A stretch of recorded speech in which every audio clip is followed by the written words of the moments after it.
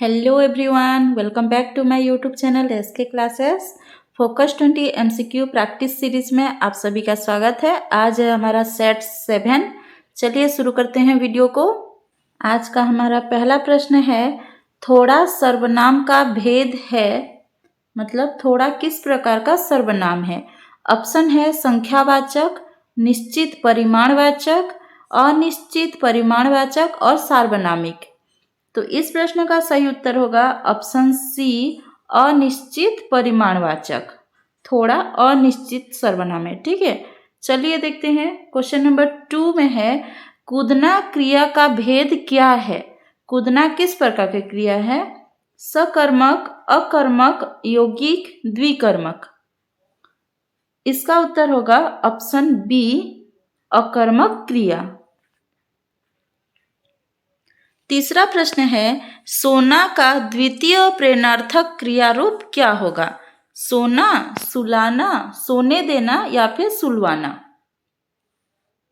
तो हमें द्वितीय प्रेरणार्थक क्रिया रूप बताया गया है, तो यहाँ पे ऑप्शन डी इसका सही उत्तर है। अगला प्रश्न है, वह रोटी खाता है। इस वाक्य को भूतकाल में परिवर्तन कीजिए। ऑप्शन है वह रोटी खाएगा, वह रोटी खाई, उसने रोटी खाई, उसने रोटियां खाई। तो ये भूतकाल में बदलना है और भूतकाल में ने का प्रयोग होता है। तो इसमें ए और बी तो नहीं होगा, सी और डी में यहाँ पे हमें वचन बदलने के लिए नहीं कहा गया है, तो रोटियां नहीं होगा। तो बचा ऑप्शन सी, उसने रोटी खाई। वह रोटी खाता है, इसको अगर हम भूतकाल में बदलेंगे तो होगा उसने रोटी खाई। अगला प्रश्न है, प्रथम रश्मि कविता में किसका वर्णन है? संध्या काल, आंधी तूफान, सुबह की प्रथम किरण के साथ होने वाली वर्षा, सुबह की प्रथम किरण के साथ होने वाले बदलाव। तो प्रथम रश्मि कविता में हमें बताया गया है कि जब सुबह का प्रथम किरण आता है तो कौन कौन से बदलाव होते हैं। चिड़िया किस प्रकार अपने घोंसले से निकलकर आसमान में उड़ती हैं, तो ये सब बताया गया है। तो इसका उत्तर होगा ऑप्शन डी।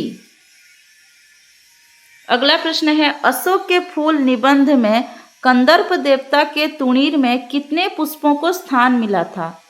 ऑप्शन है 7, 5, 4 या 6।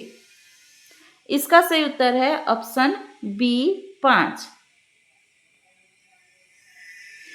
अगला प्रश्न है, कनक कनक ते सौगुनी, इस दोहे में कनक शब्द किसका पर्यायवाची है?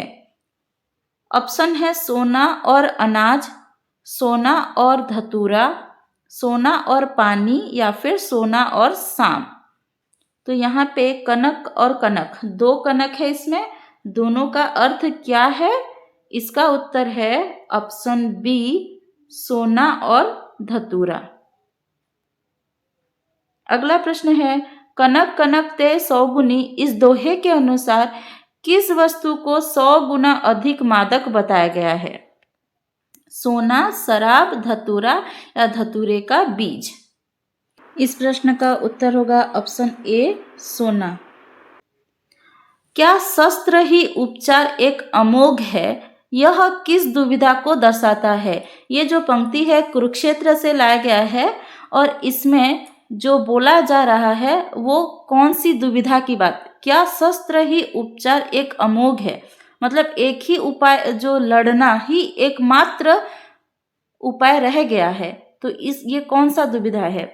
आस्था का संकट, न्याय प्राप्ति का प्रश्न, शिक्षा का द्वंद्व, आध्यात्मिकता का प्रश्न।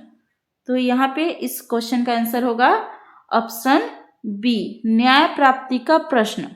ठीक है, युधिष्ठिर अपने आप को ये पूछते हैं कि जो हमें न्याय मिलना है, क्या सिर्फ वो लड़ाई से ही मिल सकता है?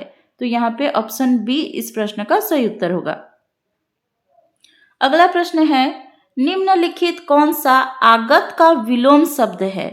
अनागत, अगत, विगत, गमन। इसका सही उत्तर होगा ऑप्शन ए, अनागत।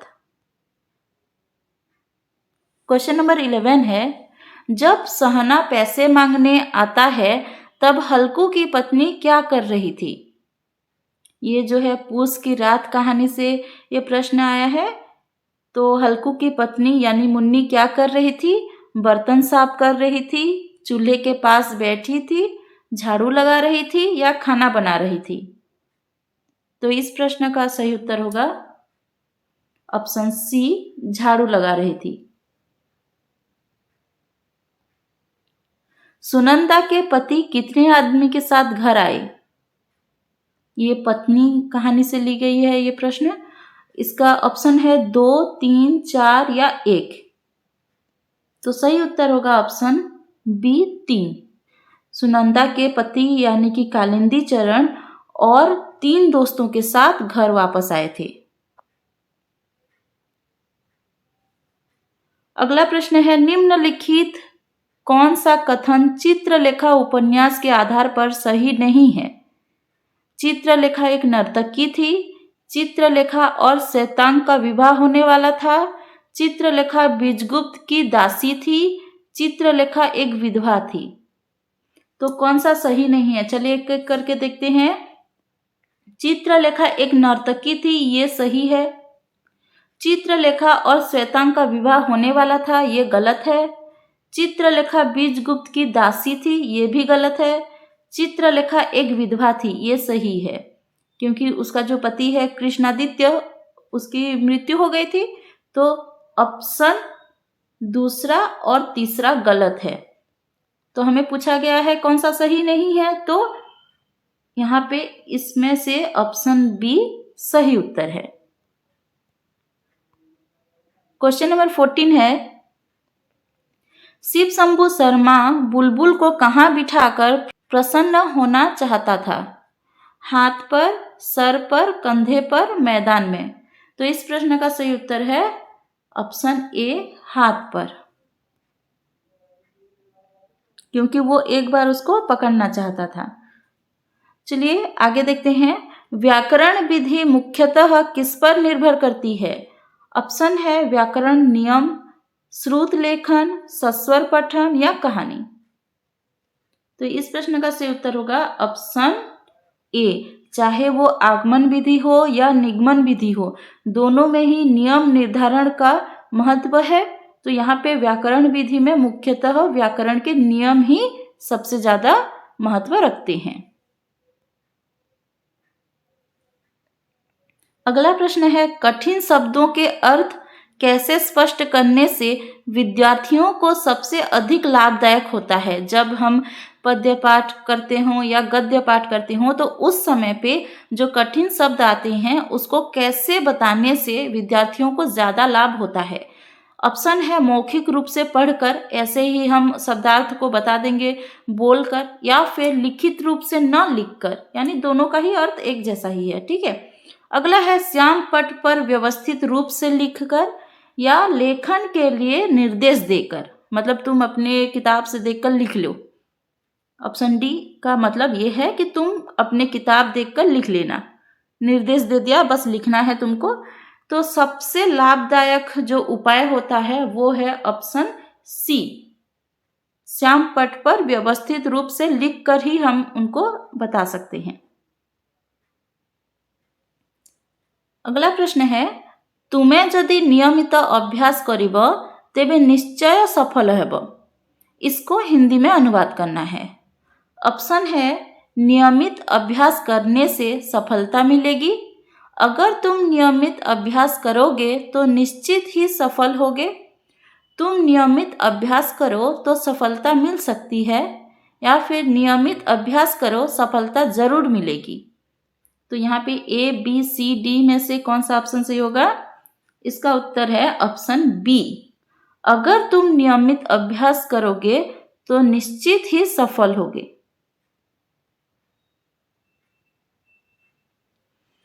नाको चने चबवाना का सही अर्थ क्या है? सम्मान दिलाना, कठिनाई उत्पन्न करना, खुश करना, किसी को माफ करना। तो यहाँ पे इसका अर्थ होता है कठिनाई उत्पन्न करना, यानी किसी के रास्ते पर कठिनाई उत्पन्न करना। रजिया की माँ क्या करती थी? बेटी की तरह चूड़ियाँ बेचती थी, लेखक के घर काम करती थी, या इनमें से सभी? तो रजिया की माँ, देखो, रजिया की माँ चूड़ियाँ बेचती थी, लेकिन यहाँ पे ऑप्शन ए में भी है कि बेटी की तरह चूड़ियाँ बेचती थी।